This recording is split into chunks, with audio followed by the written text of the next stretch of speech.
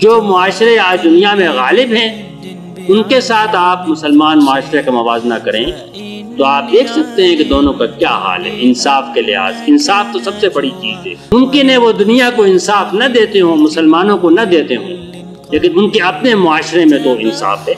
ان کے یہاں تو رشوت نہیں ہے، ان کے یہاں تو کوئی کسی انسان کا حق پامال نہیں کر سکتا، کوئی کسی کو ٹارچر سیل میں نہیں ڈال سکتا، کوئی کسی کو پکڑ کے مار پیٹ نہیں کر سکتا۔ اور ان کے یہاں بیواؤں کی، یتیموں کی، پینشن یافتہ لوگوں کی، بے روزگاروں کی فلاح کے لیے ایک پورا نظام ہے۔